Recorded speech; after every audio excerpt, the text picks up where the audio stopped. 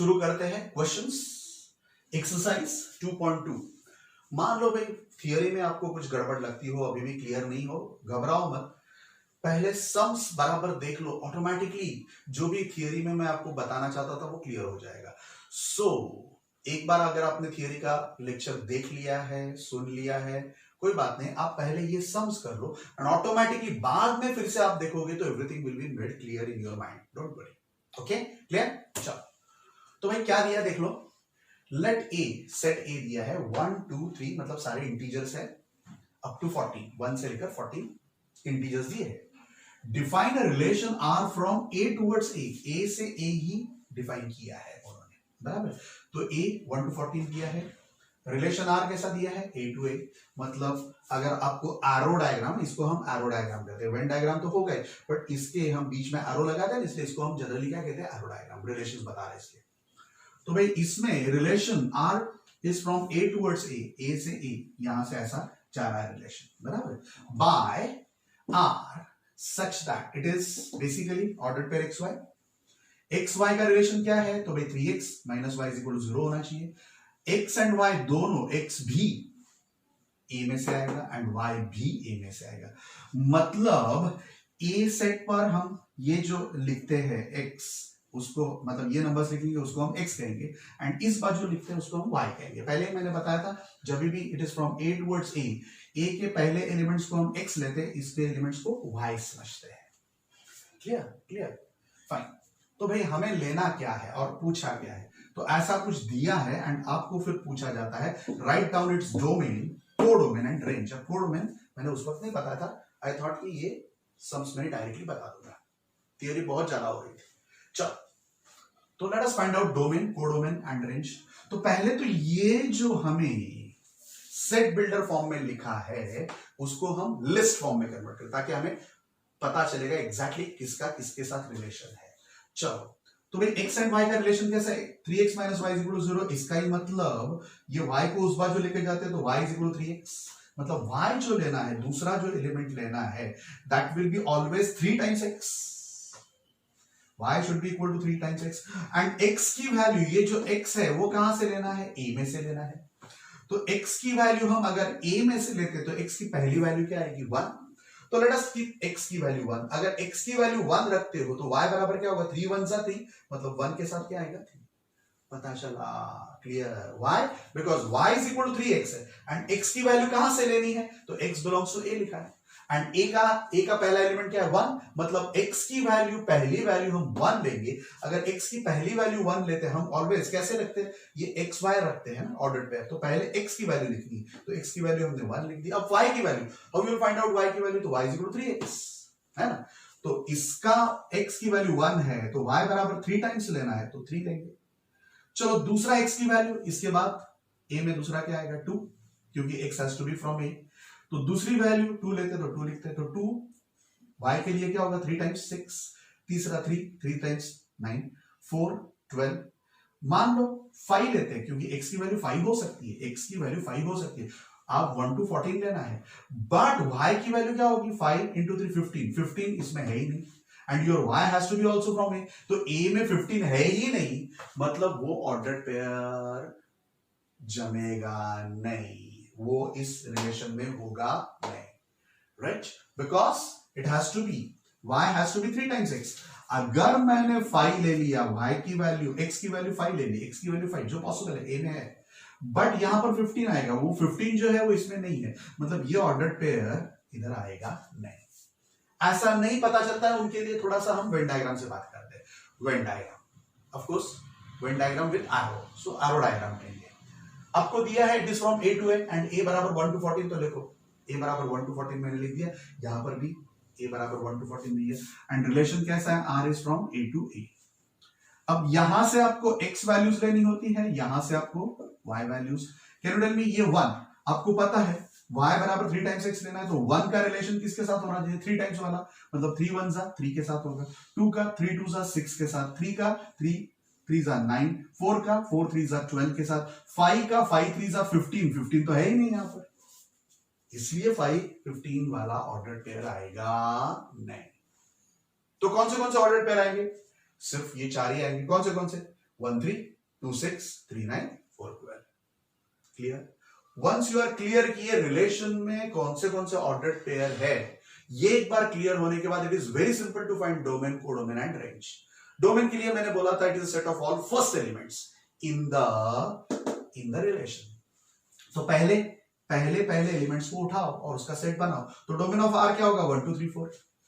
Codomain, अब ये नया कंसेप्ट है। कोडोमेन का मतलब होता है सारे एलिमेंट्स ऑफ, जब भी हम ए टुवर्ड्स ए लेते हैं ना, तो ये जो दूसरा वाला सेट होता है उसके सारे एलिमेंट्स लेने होते हैं, सारे के सारे। किसके साथ रिलेशन है वो नहीं देखने का, वो रेंज के लिए देखने का। तो सारे के सारे एलिमेंट्स लिखने होते हैं। So always codomain of the function क्या आ जाएगा? ए। अगर ए टुवर्ड्स ए है तो ए आ जाएगा। अगर मैंने मान लो एक रिलेशन ऐसा दिया होता है ए टुवर्ड्स बी, तो इसमें कोडोमेन क्या आएगा? बी। अगर मैंने दिया x y, relation are is from x to y, तो व्हाट इज अ कोडोमेन? तो y set. Is that clear? मतलब पूरा का पूरा सेट ले लेने का, दूसरा कुछ नहीं। That is called as codomain. मतलब किस सेट के साथ रिलेशन है, इसलिए उसको कोडोमेन कहते हैं। तो what is the codomain of the function? Codomain of the relation तो R. Codomain of the relation are is equal to A. यहां पर it is A towards A, तो यहां पर सेकंड सेट क्या है? ए है। इसलिए कोडोमेन हम क्या लेंगे? ए लेंगे। And what is A? A मतलब 1 to 14, तो 1 to 14 वापस लिख दिया। एंड रेंज मतलब मैंने बताया था second element of the ordered pair. So second element कौन से है? तो 3 6 9 एंड 12। तो लिख दो 3 6 9 and 12, but don't forget to put it in a curly bracket because it is always a set. ये सारे के सारे सेट फॉर्म में होते हैं, डोमेन हो, कोडोमेन हो या रेंज हो, तो इसको हम सेट फॉर्म में लिखेंगे।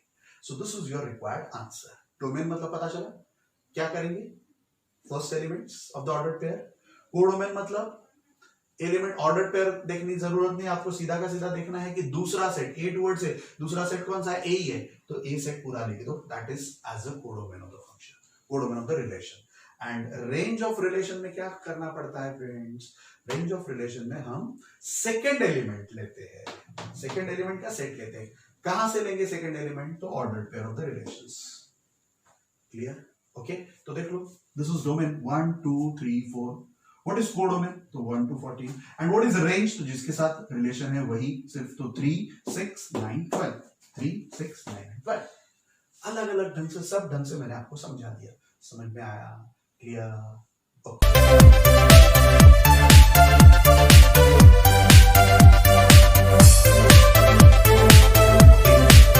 चलते हैं। चलो, क्वेश्चन नंबर 2 एकदम सिंपल है। देख लो, define relation R on the set n of a natural number। r किस पर है? तो सेट n पर है, राइट?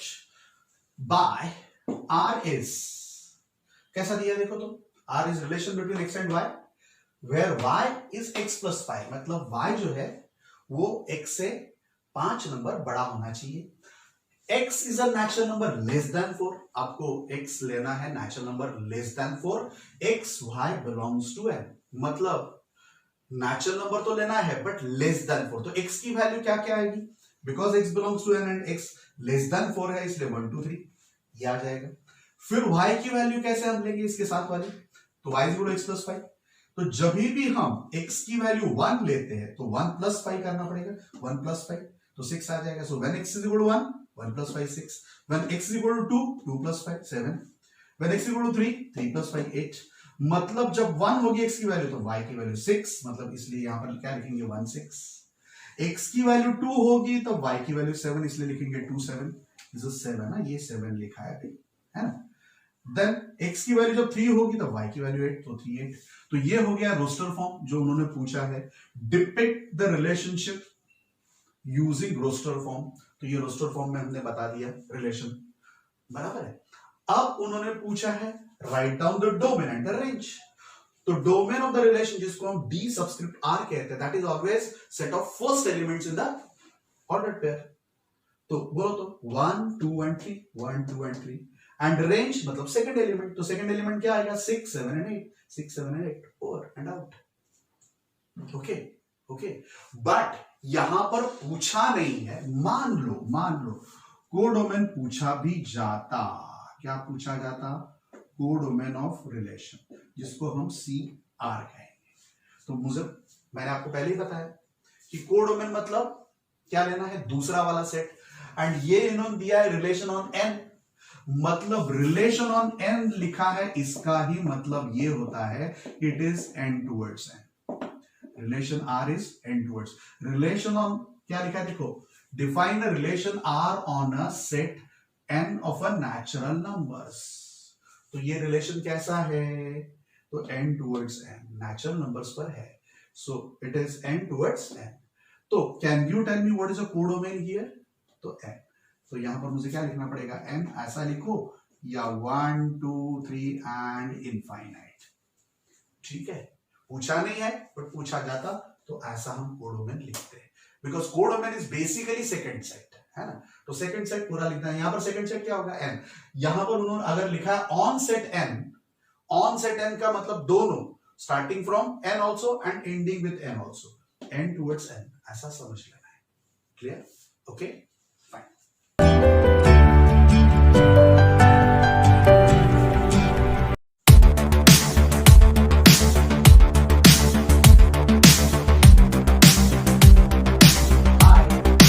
चलते हैं पार्ट बी पर, पार्ट बी में हम अगले सम्स ले रहे हैं, एकदम सिंपल सिंपल सादे सादे, बराबर समझ लो फ्रेंड्स।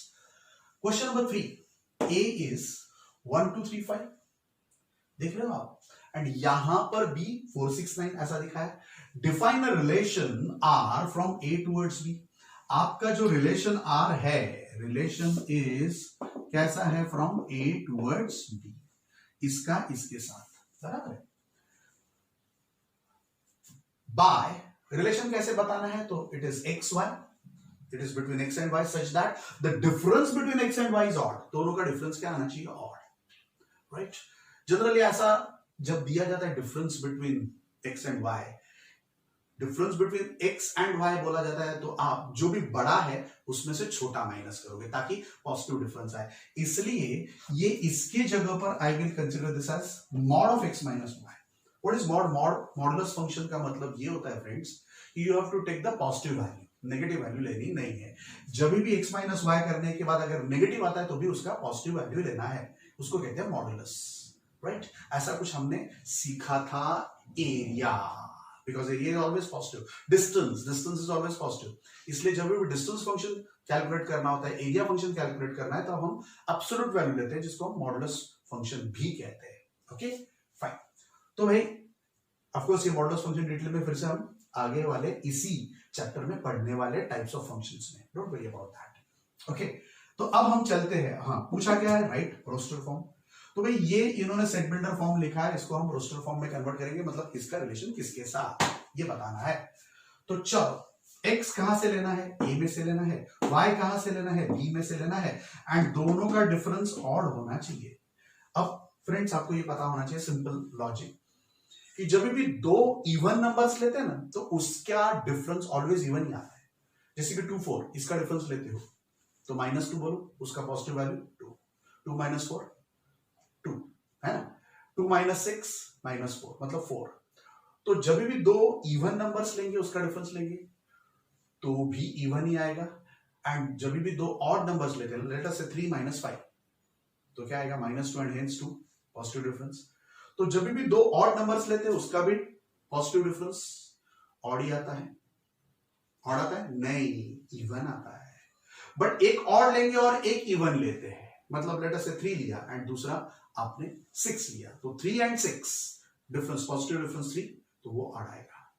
तो ऑड नंबर डिफरेंस में आने के लिए एक ऑड होना चाहिए, एक इवन होना चाहिए, दो ऑड होंगे उसका डिफरेंस इवन ही आएगा, दो इवन होंगे उसका डिफरेंस इवन ही आएगा, ये बेसिक जनरल कॉमन सेंस हमें पता होना चाहिए।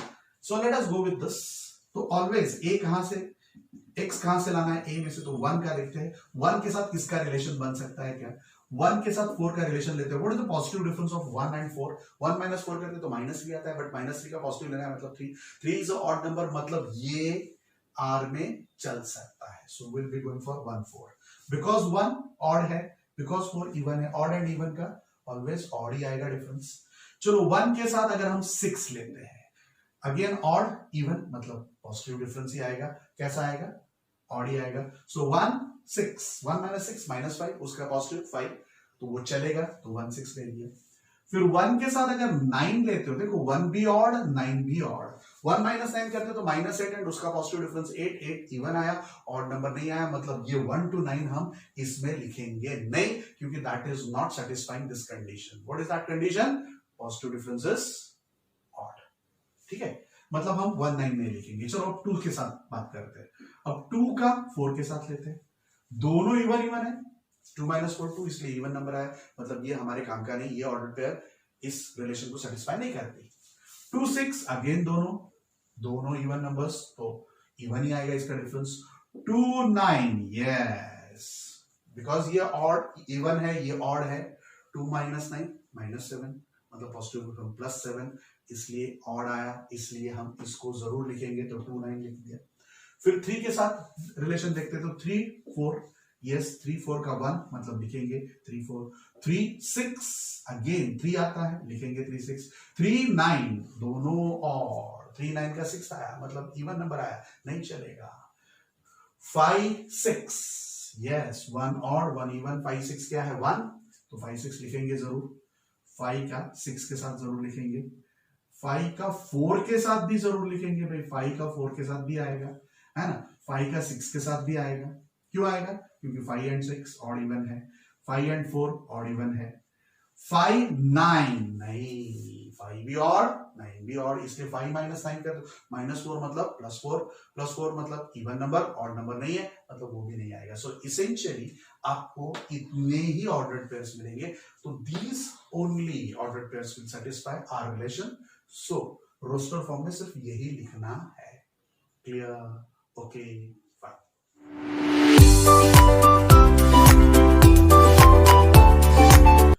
The figure shows a relationship between the sets P and Q.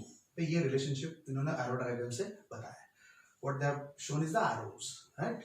तो 5 का रिलेशन 3 के साथ, 6 का, 4 के साथ, 7 का, 5 के साथ, आपको कुछ नहीं करना है, सेट बिल्डर फॉर्म में लिखना है इसी रिलेशन को, as well as roster form में लिखना है। एरो डायग्राम दिया है, उसके बेसिस पर से ये दोनों लिखना है। What is a domain and range, ये लिखना है, सिंपल। आपको पता है P में क्या है 5 6 7, Q में क्या है 3 4 5।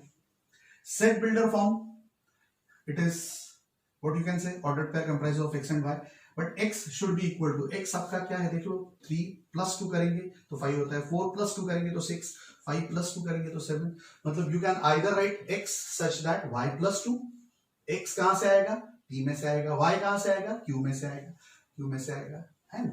या तो फिर कोई कहेगा सर मुझे ऐसा नहीं लिखना है, मुझे y = लिखना है, तो y = लिखो, तो y बराबर ये 2 इधर आ जाएगा, तो x - 2, y बराबर x - 2, मतलब y की वैल्यू कैसे फाइंड करेंगे, x में से 2 माइनस करके, 5 में से 2 गए 3, 6 में से 2 गए 4, 7 में से 2 गए 5, you can write like this. या तो ये लिखो या तो ये, दोनों लिखने की जरूरत नहीं है, दोनों लिखना भी नहीं है, ओके। तो either you can write x y such that x is equal to y + 2 और y is equal to x - 2 where x belongs to P, ये बोलना नहीं है। x कहां से आएगा P में से आएगा, y कहां से आएगा Q में से आएगा, तो इसको कहते हैं सेट बिल्डर फॉर्म, राइट। चलो रोस्टर फॉर्म, इसमें तो सीधा का सीधा डायरेक्ट दिया ही है, 5 के साथ 3 है, 6 के साथ 4 है एंड 7 के साथ 5 है, and domain and range simple. Domain क्या आएगा 5 6 7, जो कि आपका P है, एंड सारे के सारे मेंबर्स P के रिलेटेड है, मतलब सारे के सारे मेंबर्स आएंगे। यहां पर भी सारे के सारे मेंबर्स रिलेटेड है किसको, P के एलिमेंट के साथ, इसलिए 3 4 5 सब कुछ आ जाएगा। So basically range of R will be Q और 3 4 5, domain of R will be P या तो 5 6 7, ओके फाइन।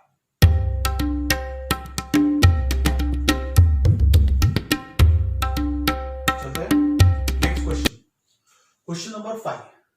भाई let A 1 2 3 4 6, let R be the relation on A defined by ordered pair AB. B is exactly divisible by A and B both are from A, and A is this. You have to write roster form, domain and range. चलो फटाफट शुरू करते हैं।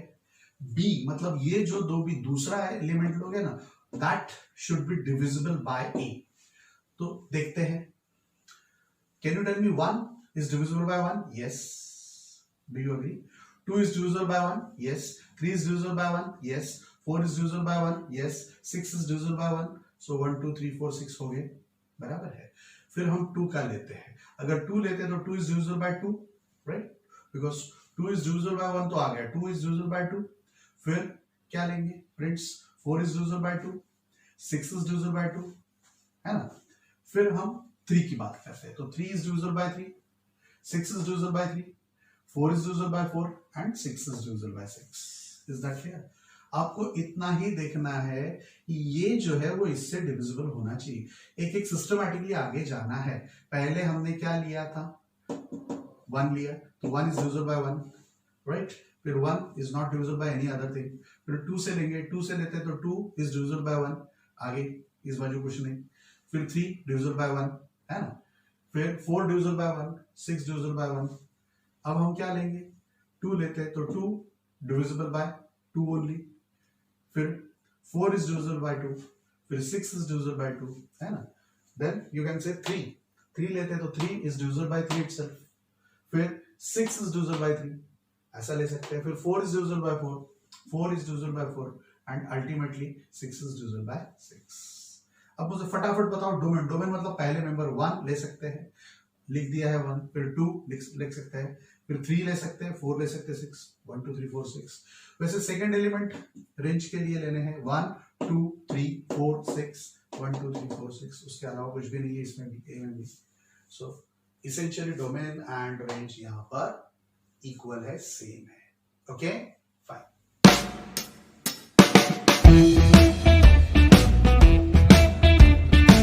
चलते हैं question number 6। Simple again, determine the domain and range of the relation defined by x, x plus 5। मतलब y की value इसमें 5 ऐड करके लेनी है, दूसरा कुछ नहीं। वेयर x बिलोंग्स टू 0 1 2 3 4 5, ऐसा कुछ दिया हुआ है, तो x की वैल्यू इसमें से आनी चाहिए, ऐसा कुछ लिखा है। एग्रीड? फाइन। यहां पर स्पेसिफिकली दूसरा कुछ भी लिखा हुआ नहीं है। Fine. It can not be like this, it has to be a curly bracket, क्योंकि ये सेट का एलिमेंट है, right. That is what I was confirming from the text book, right. तो चलो फटाफट पहले तो हम रोस्टर फॉर्म में समझ लेते हैं। x प्लस 5, तो x 0 लेते हो तो प्लस 5 करेंगे तो 5, x अगर 1 लेते हो तो प्लस 5 करेंगे तो 6, x 2 लेते हैं तो प्लस 5 करेंगे 7, x 3 लेते हैं तो प्लस 5 के बाद 8, x 4 लेते हैं तो x प्लस 5 के बाद 9, x 5 लेते हैं तो प्लस 5 के बाद 10, उसके आगे कुछ नहीं है, तो इसके आगे हमें भी कुछ आएगा नहीं। Now domain of the relation, पहला एलिमेंट 0 1 2 3 4 5, राइट। यहां पर 0 नहीं लिखा तो ये लिखना चाहिए, इट इज 0 1 2 3 4 5, ये सब आएंगे, राइट। नेचुरली x के जितने भी यहां पर लिखे हो वही के वही, अगर ये नहीं लिखते तो भी पता चलना चाहिए आपको। एंड दूसरा, एक बार ये डोमेन लिखने के बाद रेंज डायरेक्टली आप 5 ऐड करके भी लिख सकते हो, मतलब ये नहीं लिखोगे तो भी चल सकता था, बट बेटर अंडरस्टैंडिंग के लिए अभी पहली बार लिखो, बाकी एमसीक्यू में तो डायरेक्टली फटाफट लिखना है। तो वंस यू हैव दिस 0 1 2 3 4 5, उसमें 5 ऐड करेंगे, because y is equal to x plus 5, ये जो y है वो x प्लस 5, 0 प्लस 5 मतलब यहां पर मुझे लिखना पड़ेगा 5, फिर क्या आएगा फ्रेंड्स, है ना, पहले लिखेंगे 5, फिर 1 plus 5 6, 2 plus 5 7, 3 plus 5 8, 4 plus 5 9, 5 plus 5 10, so you will have range as 5 6 7 8 9 10. Clear? Okay, pakka.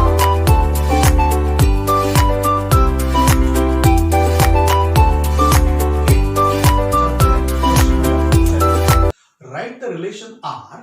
कैसा रिलेशन है, तो x to x cube, x comma x cube, मतलब ये जो भी लोगे इसका क्यूब लेना है, एंड x कहां से आएगा, तो x is a prime number less than 10, ऐसा लेना है इन रोस्टर फॉर्म। तो ये रिलेशन को हमें रोस्टर फॉर्म में लिखना है। Let us understand this. तो x की value prime number less than 10 क्या क्या हो सकती है देख लेते हैं। x is a prime number less than 10, this is given, so x will be 2 हो सकता है, 1 तो स्पेशल नंबर है, ना ही प्राइम ना ही कंपोजिट, है ना। फिर 2, उसके बाद 3 आएगा, क्योंकि इसके भी 2 ही फैक्टर्स है।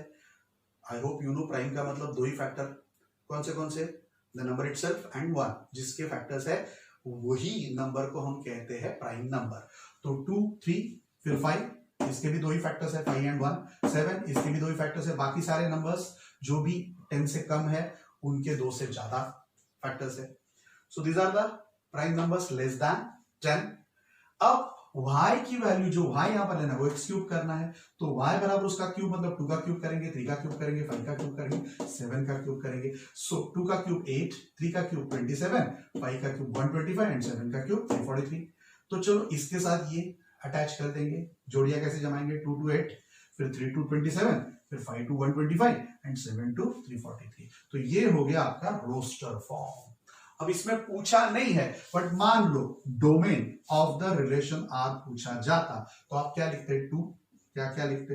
2, 3, फिर क्या लिखते? 5 एंड फिर 7। एंड यही रेंज ऑफ रिलेशन पूछा जाता तो इसका क्यूब करके लिख देंगे, मतलब क्या क्या आएगा? 8, फिर 3 का 27, ये 125 एंड दिस इज 347। तो ये बन जाएंगे रेंज ऑफ रिलेशन। ठीक है, ओके, पक्का, बराबर, फाइन। ओके, तो चलते हैं क्वेश्चन नंबर 8 पर। Let a is xyz and b is 1 2, find the number of relations from a to b। याद है number of relations? Number of relations मतलब क्या फाइंड करना होता है? Subset of a cross b। तो यहां पर number of elements in a कितने हैं? 3। Number of elements in b कितने हैं? 2। So number of relations from A to B is number of subsets of A cross B। अब number of subsets of A cross B, subsets find करने तो 2 raised to n of A cross B, but n of A cross B मतलब na into nb, na into nb। na कितना है? 3, number of elements in A। nb कितना है? 2, so 3 2s are 6, so 2 raised to 6 मतलब total कितने होंगे? 64। तो इन दोनों के बीच में कितने अलग अलग रिलेशंस पॉसिबल होंगे? 64। प्लीज, जनरली आप लोग मिस्टेक क्या करते हो बता देता हूं, you just right 3 into 2 and 6। ऐसा नहीं करना है। तो टोटल क्या करना है? Total number of relations 2 is to 6 करना है, क्योंकि टोटल सबसेट्स ले ले। किसके सबसेट्स? A cross B। तो A क्रॉस B में टोटल एलिमेंट्स कितने आएंगे? 3 2s are 6, so 2 is to 6 करना है। Clear? Okay, right. Okay, question number 9, last question of this exercise, right? Let R be the relation on Z defined by AB such that A minus B is an integer where A and B both belongs to Z, मतलब दोनों integer है। Find the domain and range of the relation। Fine, you know Z का मतलब all integers, फिर negative हो, positive हो या zero हो, right? अब आपको ये भी पता है, we know that the difference of any two integers, भाई a एंड b ये दोनों हम इसमें से कोई भी दो इंटीजर्स लेते हैं तो इनका डिफरेंस भी इंटीजर ही होगा, है कि नहीं? मतलब सारे के सारे ये इंटीजर्स a एंड b के लिए हम ले सकते हैं। We can take all a from this and all b from this, and फिर किसी का भी किसी के साथ भी डिफरेंस लेते तो इंटीजर ही आने वाला है। मतलब जब भी हम ये ऑर्डर पेयर लिखेंगे इस रिलेशन के लिए तो ये a की जगह पर कोई भी नंबर आ सकता है, b की जगह पर भी कोई भी नंबर आ सकता है, क्योंकि ये दोनों का डिफरेंस अल्टीमेटली इंटीजर ही होने वाला है। तो कोई भी नंबर आ सकता है इसमें से, इसका मतलब डोमेन ऑफ द रिलेशन जो कि a होता है, a की वैल्यू, सो a की वैल्यू इसमें से कोई भी आ सकती है, इसलिए हम z लिखेंगे। वैसे रेंज ऑफ रिलेशन भी आपको पता है, ये दूसरा एलिमेंट लेना होता है एंड दूसरा एलिमेंट b भी कोई भी आ सकता है, इसलिए z लिखेंगे, क्योंकि कोई भी में z ही है।